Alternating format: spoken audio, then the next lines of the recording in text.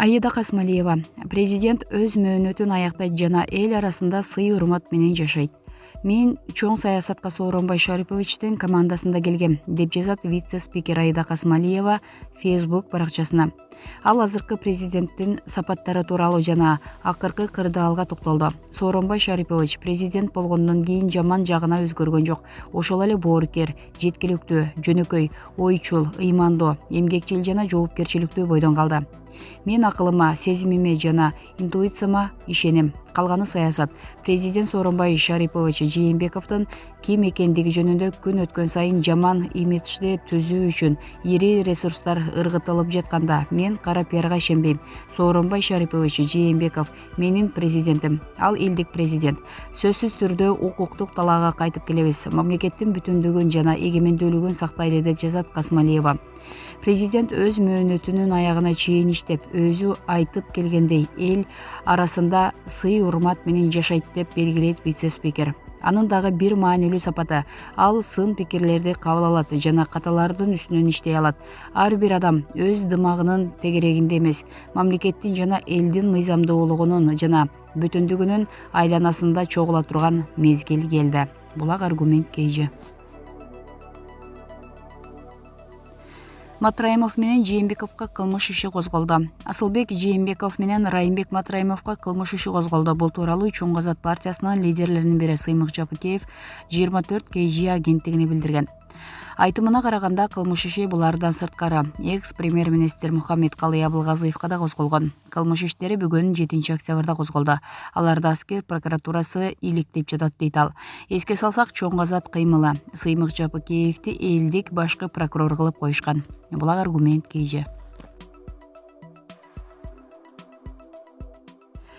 Москвадагы кыргыз жаштары өлкөдөгү абал боюнча кайрылуу жасашты. 6 октябрда Москвадагы кыргыз жаштарынын өкүлдөрү топтолуп, кыргыз өлкөсүндөгү бийлик өкүлдөрүнө, саясий партияларга жана элге кайрылышты. Бул тууралуу Москва облусундагы кыргыз диаспорасынын Чүй коомунун өкүлү Алтай Иманалиев Супер KG порталына билдирди.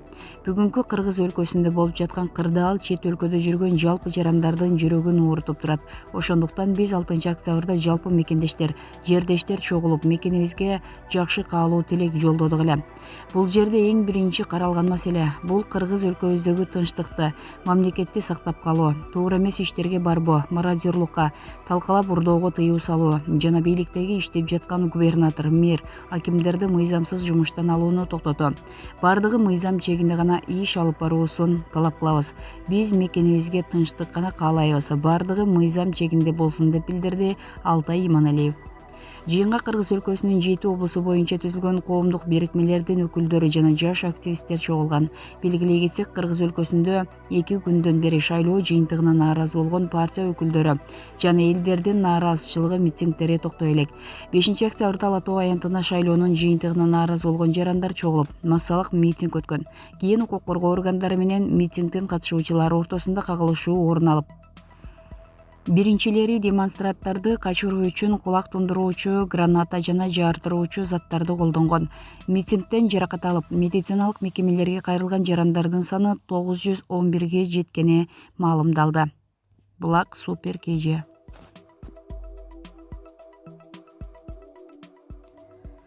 Артында ата-энеси, 3 карындашы калды. Митинг учурунда жаракат алып каза болгон 19 жаштагы бала бир үйдүн жалгыз уулу болгон. 5 октябрда өткөн митингде жардыруучу заттан улам денесинен жаракат алып каза тапкан 19 жаштагы Үмүтбек Алтынбек уулу бир үй бүлөнүн жалгыз уулу болгон. Бул тууралуу Супер KG порталына Инаят Ниматова аттуу маркумдун жердеши кабарлады. Ал каза болгон бала Лелик районунун Карабулак айылынан экенин айтат. Үмүтбек жакшы үй бүлөнүн тарбиялуу баласы эле. Келечекке үмүтү чоң болгон. Ал студент, Бишкектеги окуу жайлардын биринде билим алып жаткан. 5 октябрь күнү башка көптөгөн жарандардай эле шайлоонун жыйынтыгына нааразы экенин билдирүү үчүн аянтка барыптыр. Эми анын артында ата-энеси жана 3 карындашы калды. Атасы 44 жашта, апасы 41 жашта. Азыркы тапта биз Алтынбек уулу Үмүтбектин жаназасына баарын чакырып, баатырларча узатканга жардам берели деп жатабыз. Анын сөөгү өзү туулуп өскөн Карабулак айылына коюлат, дейт Инаят Ниматова.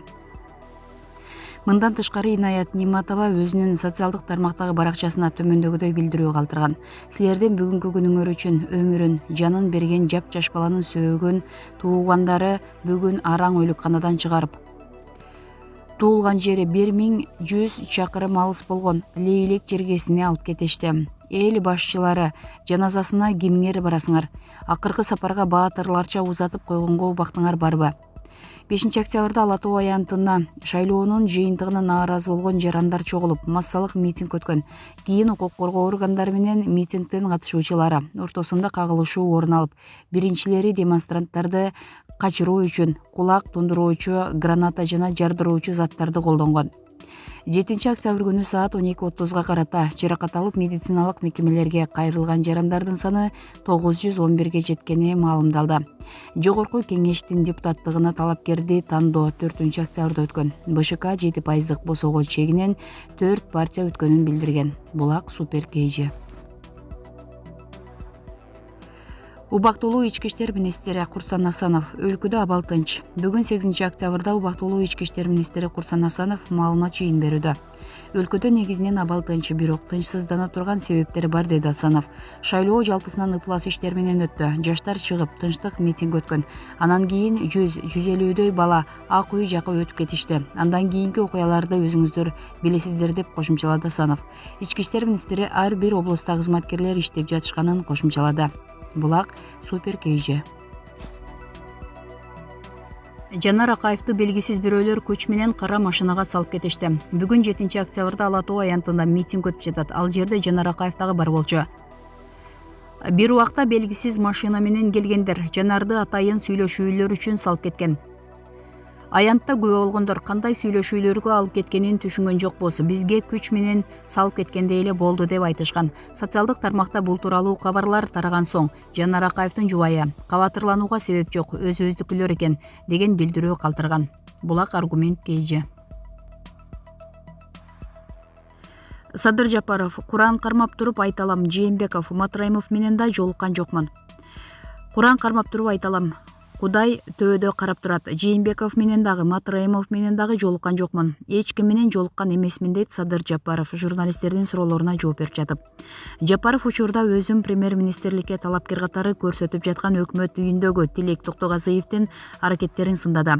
Саясатты жакшы түшүнбөгөндүктөн менин премьерлигимди легитимдүү деп тааныбай жатат. Мен деле эски саясатчыларды келтирбейин деп атам. Жаштардын талабы туура, бирок келип калса эле 2 айдан кийин жаңы система кирет да. Бардыгы алмашат. Министрлер бардыгы конкурс менен алынат, деди. Булак Элдик медиа.